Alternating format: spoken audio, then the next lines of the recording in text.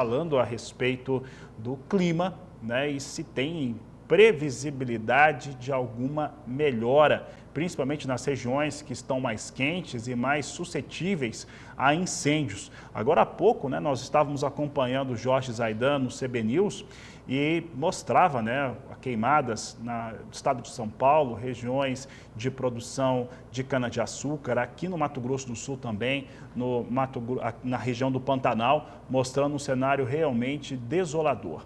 Para falar a respeito de previsão climática, para falar um pouco a respeito do que vai acontecer a partir de agora, nós vamos conversar agora ao vivo com o Guilherme Borges, ele que é meteorologista da Climatempo e participa desta edição de Agricultura BR. Guilherme, temos, né, como eu estava descrevendo, um cenário bastante impactante no Brasil e que chuvas seriam muito bem-vindas. A qualidade do ar é muito ruim, a umidade do ar é péssima, é de deserto. Qual que é a expectativa atual para a região central do Brasil? Boa tarde, seja bem-vindo. Boa tarde, prazer estar aqui contigo. Então, a gente vem mesmo, como você muito bem observou, né, num cenário muito preocupante na região central brasileira, justamente por essa sequência de tempo muito seco que a gente vem vivendo, né? Então, a gente está com tempo muito quente, essa estação inverno que está finalizando agora nos próximos dias é caracterizada por essa estação ser mais seca comparada às outras, né? Mas a gente tem que lembrar bem que o nosso outono teve, né, o outono que marca uma transição entre estação chuvosa e seca, foi muito seco, muito além do que ele costuma ser, né? Então, a gente está com esse cenário de queimadas extremamente exacerbado no Brasil, né? E quando a gente olha para esse mês de setembro, a gente vê uma tendência de tempo ainda muito seco, né? Ao longo dos próximos dias, quando a gente olha para setembro, a gente vê chuvas rápidas e não chuvas persistentes. A gente precisa de chuvas mais contínuas, mais frequentes para pode-se dizer, amenizar essa situação de tempo mais seco que a gente está vivendo na região central brasileira, e isso só deve voltar ao normal, já te antecipando essa informação, a partir da segunda quinzena de outubro. Até lá, a gente deve continuar com esses períodos de quebra, né, de alguns períodos de chuva, mas não chuva significativa, aquela chuva persistente, contínua. Infelizmente, esse cenário de queimadas deve seguir acontecendo, esse cenário de tempo mais seco deve seguir persistindo. Guilherme, eu estava olhando as informações da Climatempo, que chegam diariamente aqui no canal do Boa, inclusive, e ela mostra um cenário que a gente vai ter a entrada da frente fria, não tem as chuvas, como você acabou de... Então, ou chuvas numa situação melhor, né, num cenário um pouco mais evoluído, como você destacou há pouco, mas tem até risco de granizo em alguns estados, como o Rio Grande do Sul. E uma das preocupações que a gente tem aqui é, além do calor muito intenso, a baixa umidade, falta de chuvas, são os ventos que são muito intensos e isso faz com que se esparrame mais ainda esse fogo pelas matas. Essa situação de ventos, da velocidade desse vento, também é possível mensurar e ver como é que vai ficar a partir de agora?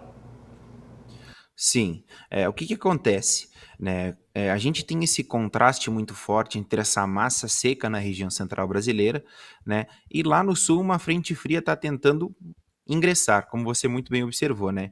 Então essa frente fria vem e tenta quebrar esse ciclo quente, né? Que está na região central brasileira. Então, como a massa fria, frente fria, como o próprio nome dela diz, ela é uma massa mais gelada, ela vai empurrando esse ar mais quente. E quando a gente tem esse contraste muito forte entre o choque de uma massa muito fria e uma massa muito quente, a chance de ocorrer, né, chuvas de grande intensidade, até com granizo, ela é real, sim, pode acontecer, principalmente nos estados do sul. A gente não vê esse cenário para Mato Grosso do Sul, nem para as outras regiões ali onde geralmente pega de maneira mais forte o efeito dessas frentes frias, né?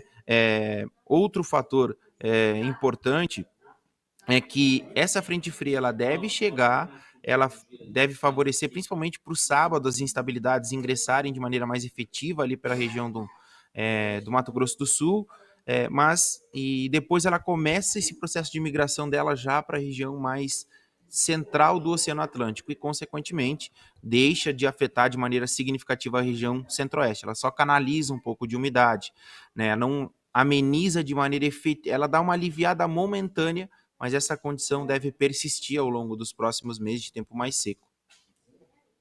Guilherme, vou fazer uma pergunta que é simples, mas é algo que tem sido conversado por produtores rurais que acompanham o programa com grande frequência. Nós temos uma barreira que tem impedido essa massa de ar frio passar.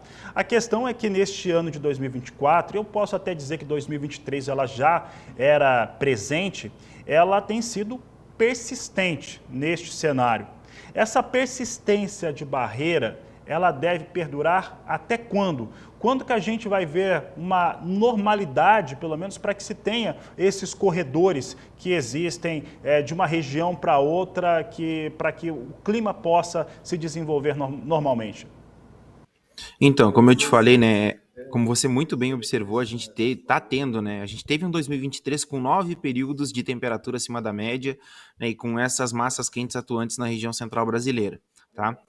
Nesse 2024 a gente tá indo para o sexto período, certo? Com temperaturas acima da média e com essas massas mais quentes atuantes na região central brasileira, né? Então, isso, como você muito bem observou, bloqueia o avanço de chuva, né? E, consequentemente, deixa o tempo mais seco.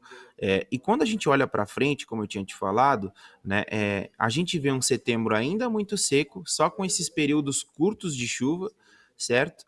E um início de outubro, os primeiros 15 dias de outubro ainda seco também, né? E depois a chuva retornando com mais regularidade, né? Dentro do que é esperado para a estação primavera. É sempre importante lembrar que a primavera, ela marca essa transição entre o período mais seco, que é a estação de inverno, né, e a estação chuvosa, que é o verão, né? Então, consequentemente, geralmente por estar muito seco, né, porque a gente tem algumas condições climáticas, pode-se dizer assim, forçando essas massas mais quentes na região central brasileira, ainda a gente vai demorar a ter essa regularidade da chuva retornando, né, de maneira mais efetiva, pode-se dizer, para a região central brasileira. Guilherme, agora um aspecto importante. Nós estamos, neste mês de setembro, nós vamos ter, no Mato Grosso já está liberado o plantio da soja, o chamado vazio sanitário, que controla a ferrugem, por lá já encerrou. Em outros estados do Centro-Oeste vai ser no dia 15 e no dia 30 de setembro. Paraná também segue o calendário muito parecido com o do Centro-Oeste, o estado de São Paulo também. Só que a verdade é que a gente só vai ter condições de semear, o Brasil só vai semear depois que acaba o vazio sanitário e tiver chuva agrícola, né, que é uma chuva um pouco mais consistente e ter a expectativa já da próxima, que é para consolidar a semeadura. Você enxerga que isso vai acontecer quando? Então, analisando esse período que você mencionou, vai ser principalmente ali para a região entre o meio de outubro e o final de outubro, né? Analisando essa janela de chuva mais efetiva, de chuva retornando, né? Aquela chuva de primavera, certo? Que é mais constante, que é mais persistente, né? Então, principalmente nessa segunda quinzena de outubro, a gente já vê a regularidade da chuva retornando.